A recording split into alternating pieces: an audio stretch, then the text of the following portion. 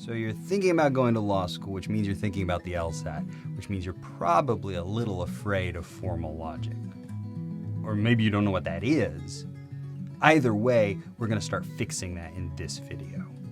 You came here wondering how to do well on the LSAT, so today I'll start showing you how to make LSAT logic feel pretty easy. In this video, we'll crack open what is the largest, most common formulation of conditional logic, and if you don't know what that means, I'll explain what that is in just a second, in a really simple, easy to understand way. So even if you don't watch a single other one of my videos, you're gonna thank me on test day, because you're gonna see that what you learn here unlocks the secret for up to 35% of some test administrations. First, I should introduce myself. My name's Dave Hall, and here's why you should listen to what I have to say about the LSAT. I have 3 perfect LSAT scores, and I went to law school for free. And as you may have guessed, those 2 facts are not unrelated. So in this video, I want to start showing you how I did those things. Let's begin with the basic principle. There are 3 main components to effective, efficient LSAT prep. I mean, you want to learn to do something, anything, whether it's the LSAT or learning to ride a skateboard, find somebody who already knows and get them to teach you. As far as LSAT goes, effective and efficient prep has these 3 parts. We'll start with logic. This is what underpins the whole thinking behind the whole test, right? Unfortunately, this one part is what most prep companies do. Ugh. What sets us apart is that we know that this, while it is essential, is not enough for a really effective and efficient prep. You're also going to need 2 other pieces. Strategy. This is where we come in. I can show you a pattern-intelligent approach to the material so that when test day comes, you don't have to analyze everything. You're going to start to recognize it. That's fast. That's efficient. That's what we do best. Third is practice. This one's on you. I mean, I can teach you all the logic in the world and show you patterns on the test and how to exploit them, but if you don't practice it, how are you going to get better at it? But put all 3 of these things together, and now you're in the sweet spot. And that is where success lives. That's where you live now. All right, let's do this. Start with a definition for a conditional statement, and this is that common backbone of formal logic that you'll find on the LSAT. A conditional statement is any statement that carries with it some necessary condition. Like this: if you want to go to New York, you have to be in the United States. Pretty non-controversial and pretty incontrovertible fact. It's just geography. In this instance, the United States is necessary for being in New York. And that makes sense, right? If you're not in the US, I don't know where you are, but if you're not in the US, one thing I know about you is that you are for sure not in New York City, because New York City is in the US. So this is a clear, simple example of a conditional statement. If this, then that, where the that is necessary, is required for the this to happen. Well, we've got a visual set of symbols for helping us deal with information of this type. It's like math, you know? When you don't remember this, but when you first learned a little bit of mathematical formulation, you didn't know what a times sign meant. You didn't know what multiplication was. But not only have you now learned how to multiply, you've got a visual code for symbolizing multiplication, so that when you look at it on the page, you know that 3.4 equals 12, and that has meaning to you, and it's immediate and it's visual. This is like that. So let's talk about what that symbol looks like. Like this. When I see this on the page, I know that if I'm in New York City, then I must be in the United States of America, even if I literally don't know what those words mean. And that last part is important because I know if I start with New York and the US, that makes sense and it's clear and you don't really need my help to understand that relationship. What you do need my help for is understanding how to manipulate that relationship when it stops being clear and real and starts being artificial and unfamiliar. So this is the way it works. If every statement of this type is symbolized this way, if NYC, then USA, that gives us an additional hidden piece of information. And maybe here you see it. And that is, oh, well, let's talk about what that is. Is that hidden piece of information that if you are in the US, then you must be in New York City? No, definitely not. So just because a statement goes one way from the left to the right doesn't mean that it goes the other way. That? Not true. You cannot, in other words, just flip things across the arrow and hope for the best. It's not going to work out. All right? How about if we reformulate it another way? If you are in New York City, then that leads me to believe that you are, believe is too soft a word, that leads me to know that you're in the United States. Well, if you're not in New York City, does that mean that you're not in the US? No, definitely not, because I am in the US right now and I'm not in New York City, and maybe you are too. Probably you are too. There's a lot of people watching this video all across the country, and a lot of them aren't in New York. So not being in New York does not mean that you're not in the US. So this visual relationship, it has meaning, and you can't just monkey around with it and expect to retain the essential meaning. All right, let's get rid of that then, and think about the final and actual realization, the hidden symbol that I was talking about earlier. If this is true, and every time somebody's in New York, then they are in the United States, then this next step must also be true. If you're not in the United States, then you're not in New York City. That reformulation is really just another way of saying the same thing. Remember we talked about a conditional being any statement that has a necessary condition? Here and here, what we're saying is that the United States is necessary for New York. If you're in New York, you must necessarily be in the US. And if you're not in the US, you cannot possibly be in New York.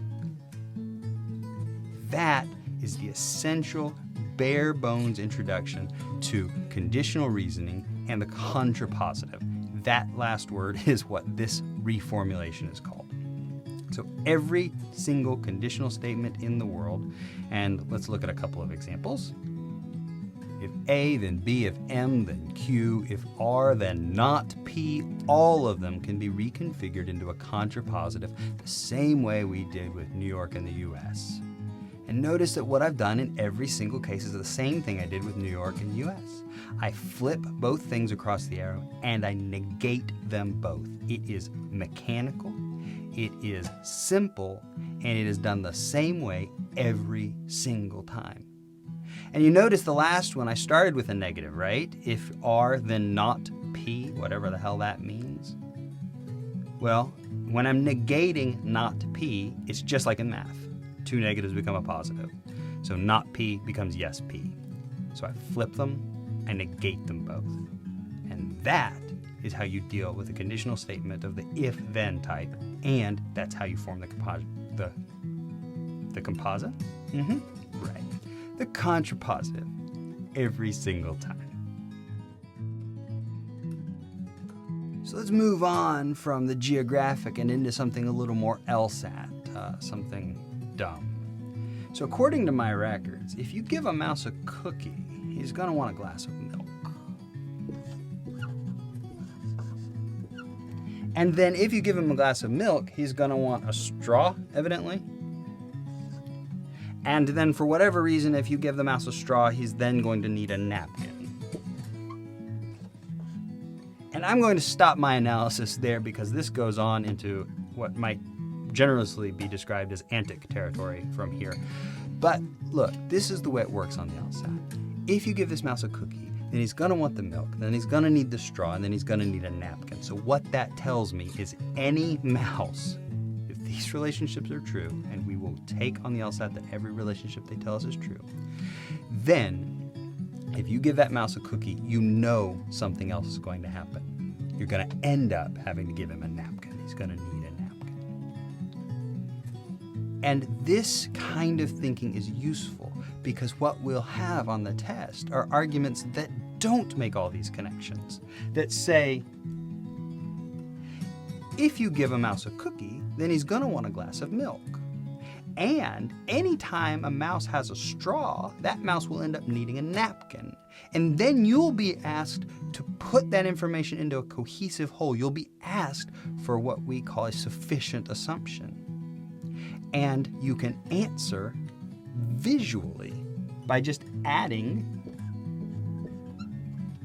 that missing link.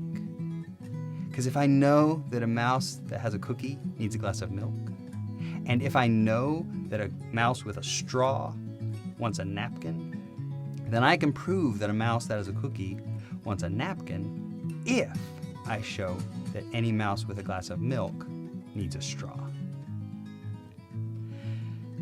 Let's take a little bit of time to do some practice, and then we'll see how this works on an actual LSAT question. So I'm going to give you a couple of relationships, and then I'll ask you to symbolize them, and then I'll show you how they're symbolized correctly, and we'll compare our work. So if Tom Hanks is at a party in LA, then you can be for sure that I'm not going to be there. Oh, I know. Don't tell me about America's Sweetheart Tom Hanks, Mr. Rogers playing Tom Hanks. No, he knows what he did, and this is right. If Tom Hanks is at the party, then Dave Hall is not. All right, hit pause, symbolize that. You should have this. If Tom Hanks is at a party, then Dave Hall is not there. And the contrapositive, and every time you symbolize a conditional relationship, just make it have it to do the contrapositive as well. Flip them and negate them both. Tom Hanks becomes not Tom Hanks, not Dave Hall becomes yes, Dave Hall. If you see me at that party, you can be sure that Tom Hanks is not there. Because if Tom Hanks were there, I wouldn't have gone. And notice you may be right now thinking about like exceptions, ways around this. Well, maybe Dave didn't know that Tom was there. How can you be so sure? Stop that. Because the whole point of it is, if we're told a statement such as, if Tom Hanks is there, then Dave Hall is not, that statement does not allow for exceptions. It is like math. If you're told, if thing X happens, then thing Y happens, you symbolize this way and treat it like gospel mathematical truth. All right, how about if we said it this way? Dave Hall won't go to the party if Tom Hanks is there. Dave Hall won't go to the party if Tom Hanks is there. Hit pause, try that out. It's the same. It doesn't matter, in other words, what part of the sentence that if comes in. If it's at the front of the sentence, if Tom Hanks, or if it's at the back of the sentence, Dave Hall won't go if Tom Hanks. Either way, it's not the sentence structure that matters, it's the logical structure. So, Dave won't go if Tom Hanks is there. You're still saying, if Tom Hanks is there, then Dave Hall won't be there. I think that's enough of this practice. Let's take a look at a real LSAT question and how this works in real practice. Okay, so we are in Prep Test 51.5, which is what I call the June test from 2007 because LSAC released it but didn't number it, and it's right between Prep Test 51 and 52. So 51.5, the first logical reasoning section, and I'm in question 6. There is a link where you can download this test for free, and it's below in the description. So if you want to hit pause, go download that test, get that first LR section, open to question 6, and then come back. All right, ready? Okay, so the argument gives us some extraneous information, and I'm just ignoring that for our purposes. It also gives us salient, relevant information.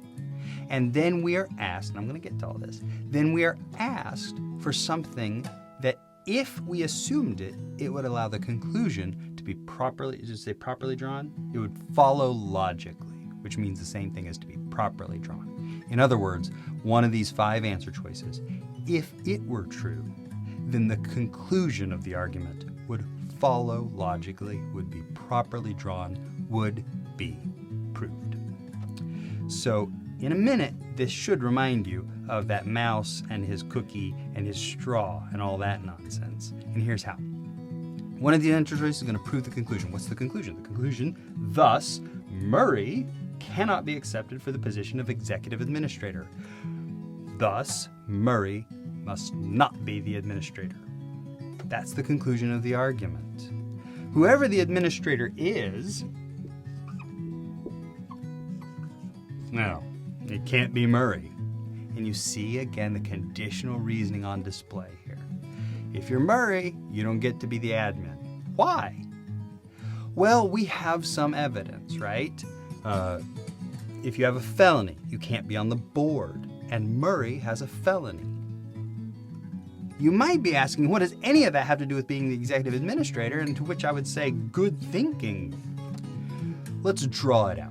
We're trying to prove this, right? This conclusion. We're trying to get from M to not A. And we've been given some evidence. M leads to F. That is, if you're Murray, you have a felony. If you meet some guy and he doesn't have a felony, that guy must not be Murray, because Murray has a felony. All right, Murray has a felony, and if you have a felony, you can't be on the board.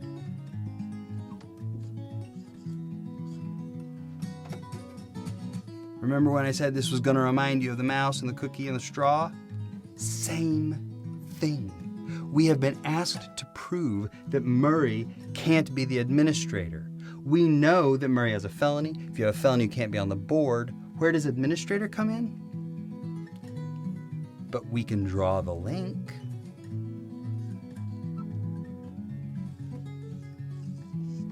And if we add that relationship, if we draw in that link, then the argument works. Murray can't be the administrator because Murray has a felony. That means he can't be on the board. And if we add this last relationship, if you can't be on the board, you can't be the administrator. Well, then our argument follows logically. Look at answer choice B. We want something that says, if you are not on the board, you can't be the administrator. Or, if you want to think about this relationship in its contrapositive, I can flip and negate. I'll just do that here. If you want to be the administrator, you have to be eligible for the board. Look at answer choice B. Only candidates eligible for the board can be the executive administrator. If you want to be the administrator, you have to be on the board. If you can't get on the board, then you can't be the administrator. And what I want you to see from this is that it is mechanical.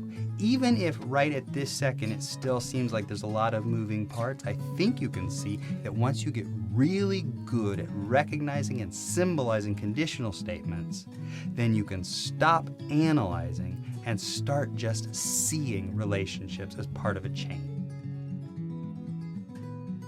And that's that, at least for today. You want to know more? DominateTestPrep.com/LSAT. And now that we've knocked out one piece of the LSAT that might have been scary for you, you can begin to tackle the other parts of the test that might be scary for you. Well, if you want my help, tell me what they are. What are you scared about on the LSAT right now? Put it in the comments and I'll address it in a future video. Until then, happy practicing.